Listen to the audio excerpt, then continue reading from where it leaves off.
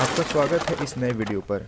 पिछले वीडियो पर हमने आपको बताया था हिस्टोरिकल बैकग्राउंड और रेगुलेटिंग एक्ट ऑफ 1773 के बारे में कि कैसे हमारा संविधान या कॉन्स्टिट्यूशन बनना शुरू हुआ। रेगुलेटिंग एक्ट ऑफ 1781 के बारे में कुछ महत्वपूर्ण जानकारी ही बताई थी। अगर आपने वो वीडियो नहीं देखी तो मैंने डिस्क्रिप्शन में लिंक दे दिया है, क्योंकि अगर आपने वो वीडियो नहीं देखी तो आपको ये वीडियो समझने में थोड़ी दिक्कत हो सकती है।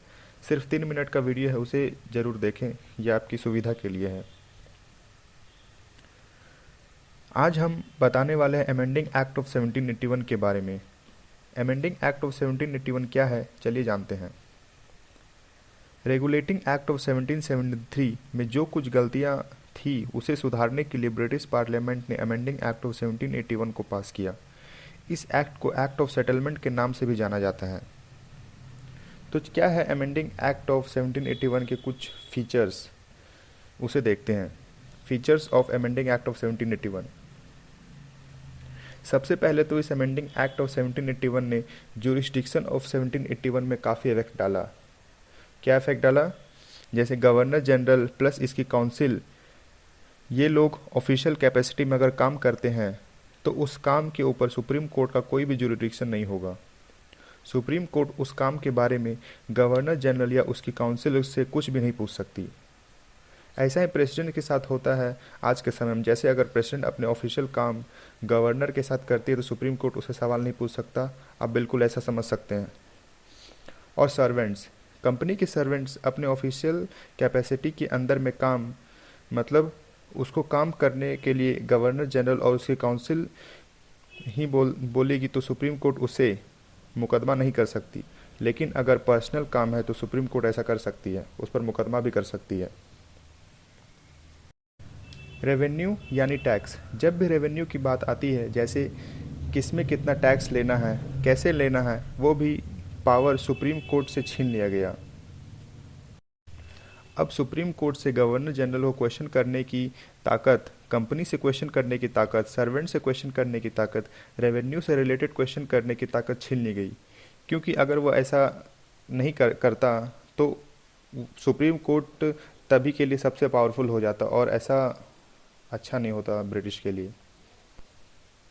सुप्रीम कोर्ट की जो पावर थी या फिर जो जुरिस्डिक्शन थी कलकत्ता में पूरे जोर में था। अगर उसके पास कोई नॉर्मल केस जो अगर किसी हिंदू केस का आया सुप्रीम कोर्ट में तो उसको हिंदू लॉ के हिसाब से सुप्रीम कोर्ट डिसीजन करेगा।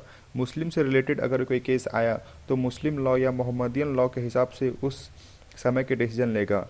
मतलब सुप्रीम कोर्ट का जुरिस्डिक्शन पूरे कलकत्ता में था। यानी सुप्रीम कोर्ट की अगर हिंदू का कोई केस आया तो उसे हिंदू लॉ के अनुसार उसे सुलझाएगा और मुस्लिम का कोई केस आया तो उसे मोहम्मदियन या मुस्लिम लॉ के अनुसार सुलझाएगा। ये तो सुप्रीम कोर्ट जो सेंटर में काम कर रही थी, लेकिन उससे पहले क्या कोर्ट नहीं था? बिल्कुल था। प्रोविंशियल कोर्ट थी, अलग अलग प्रोविजंस में अपनी कोर्ट थी। अगर प्रोविंशियल कोर्ट कोई डिसीजन देता तो उसकी अपील, जैसे आज के समय में अगर डिस्ट्रिक्ट कोर्ट कोई डिसीजन देता तो उसकी अपील हाई कोर्ट करती, और अगर हाई कोर्ट को डिसीजन देता तो आप उसकी अपील सुप्रीम कोर्ट में कर सकते हैं।